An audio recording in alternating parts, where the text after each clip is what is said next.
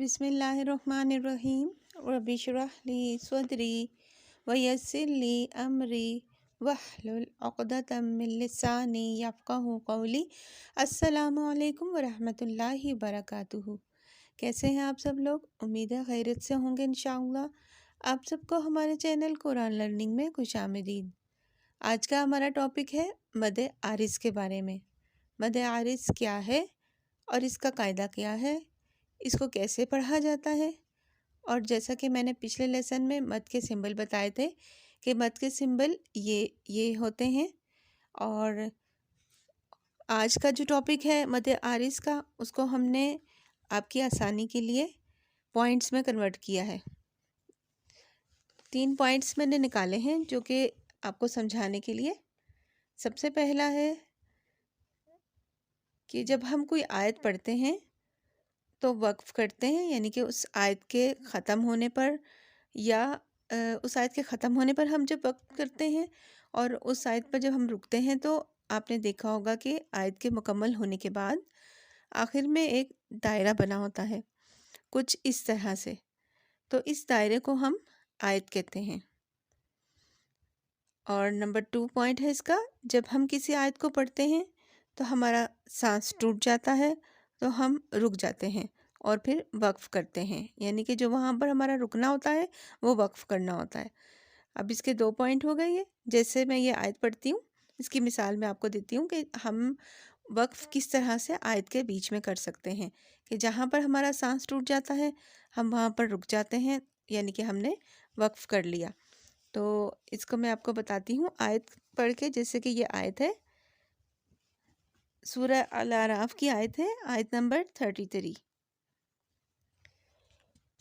ما ظہر منہا وما بطن والاسم والبغی۔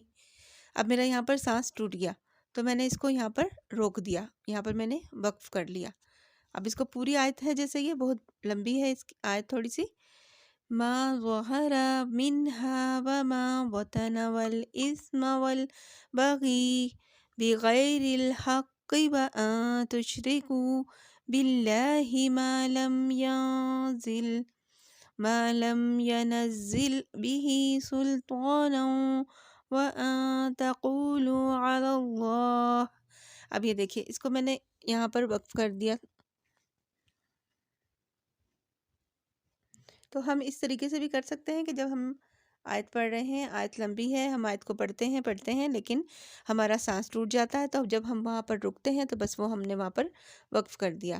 اسی طرح جب ہم کوئی اور آیت پڑھتے ہیں اور اس میں علامت کوئی آتی ہے، جیسے یہ تو آ گیا، لام الف آ گیا، سین کاف تا ہا آ گیا، جیم آ جاتا ہے، تو ہم رک جاتے ہیں، ہم یہاں پر وقف کرتے ہیں۔ اگر کسی آیت کو ہم پڑھ رہے ہوں اور اس آیت کے آخر میں زبر، زیر، پیش یا 2 زیر اور 2 پیش ہو تو ہم وہاں پر وقف کریں گے۔ یعنی اب ہم یہ آیت جیسے ہے، کہیں پر بھی یہ آیت کے یہ سمبل جو ہیں زبر، زیر، پیش، 2 زیر اور 2 پیش کہیں پر بھی آ جاتے ہیں، تو جہاں پر ہمیں رکنا ہے آپ کو پتہ ہی ہوگا کہ ہم کہاں کہاں رک سکتے ہیں، کہاں تک مطلب ہم کہاں پر ہم وقف کریں گے۔ تو یہ سمبل ہے، جیسے جہاں پر یہ سمبل ہو یعنی کہ تو کا، اور جہاں پر یہ سمبل ہو، جہاں پہ یہ دائرہ بنا ہو، یہاں پر ہم وقف کر سکتے ہیں، اور جہاں پر یہ سمبل ہو جیسے یعنی کہ ہمارا سانس ٹوٹ جائے تو وہاں پر، یعنی 3 طریقے ہیں جہاں پر ہم وقف کرتے ہیں۔ نمبر 1 تو یہ ہے جہاں پر یہ تو ہوتا ہے بنا ہوا، اور یا لام الف بھی ہوتا ہے، یہ دائرہ ہوتا ہے، اور دوسرا یہ کہ ہمارا سانس ٹوٹ جاتا ہے، وہاں پر ہم وقف کر سکتے ہیں۔ تو ان 3 جگہوں پر ہم وقف کر سکتے ہیں۔ اگر آپ نے ان 3 جگہوں پر وقف کیا اور وہاں پر کوئی حرف ہے، جیسے اس کے اوپر زبر، زیر، پیش یا 2 زیر اور 2 پیش ہوگا، تو ہم اس حرف کو ہر حالت میں ساکن پڑھیں گے۔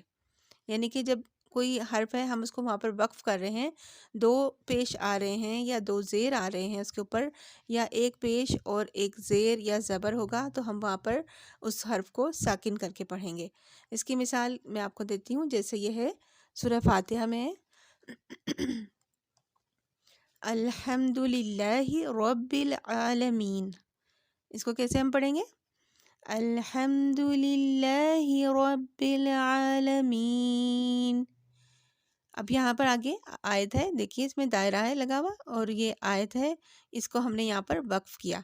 लेकिन अगर आप इस पर गौर करें तो यहाँ पर ये लास्ट में जो आया है नून है, इसके ऊपर ज़बर है, तो हमने इस ज़बर को नहीं पढ़ा बल्कि हमने इस नून को साकिन करके पढ़ा। तो हमने यहाँ पर रोक दिया, इसको हमने यहाँ पर वक्फ किया। तो इस तरीके से हम इसको पढ़ेंगे। इसका कायदा ध्यान में रखेंगे कि अगर ज़बर, ज़ेर, पेश या दो ज़ेर और दो पेश आ जाए तो हम हर्फ को साकिन पढ़ेंगे।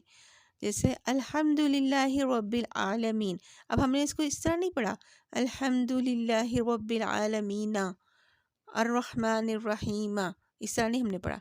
इसको हम पढ़ रहे हैं, यहाँ पर रोक रहे हैं, हम इसको यहाँ पर वक्फ कर रहे हैं।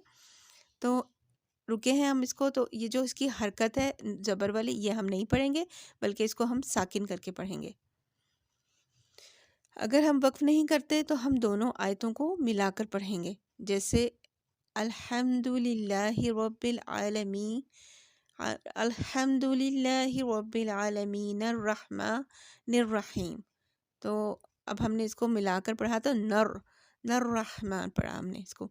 अगर हम वक्फ करते हैं तो इस हरकत को हम नहीं पढ़ेंगे, यानी कि ज़बर को हम नहीं पढ़ेंगे, और अगर नहीं रुकते तो मिलाकर पढ़ेंगे।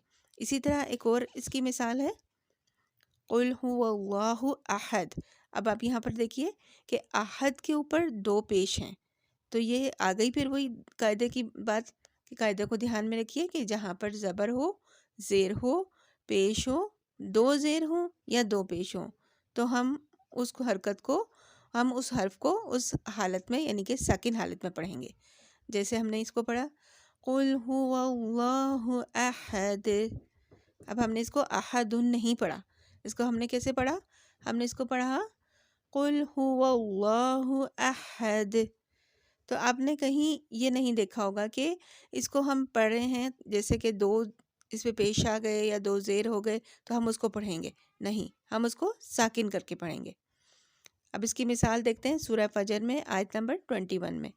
यह है जैसे कल्ला इज़ा दुक्कतिल अर्दु दक्कन दक्का, कल्ला इज़ा दुक्कतिल अर्दु दक्कन दक्का। अब आप यहाँ पे देखिए कि दक्कन पे भी दो ज़बर हैं और दक्कन आगे जो दक्का है इस पे भी दो ज़बर हैं, लेकिन हमने इसको एक ज़बर पढ़ा है, इसको हमने एक हरकत पढ़ी, यानी दो नहीं हमने इसको पढ़ी। तो यहाँ पर हमने हम इसको इख्फा कर रहे हैं, जैसे कि कल्ला इज़ा दुक्कतिल अर्दु दक्का दक्का, कल्ला इज़ा दुक्कतिल अर्दु दक्का दक्का। तो यहाँ पर हमने इख्फा किया, फिर दो ज़बर है तो एक ज़बर पढ़ेंगे। तो उम्मीद करती हूँ कि आपको समझ में आ गया होगा। ये आज का था टॉपिक मद आरिज़ के बारे में। तो पहले जो मैंने आपको बताया तो मिसालों से देकर और उसको मैंने आपको आसान तरीके से समझाया। उम्मीद करती हूँ कि अच्छे से आप लोगों को समझ में आ गया होगा। अगर फिर भी अगर आपको समझ ना आए तो आप मेरी वीडियो को रिवाइंड करके देखिए और उसको बार बार समझिए। और अगर कोई कमेंट करना चाहते हैं, पूछना चाहते हैं कुछ सवाल, तो आप मुझसे पूछ सकते हैं। अस्सलामु अलैकुम वरहमतुल्लाहि वबरकातुहू।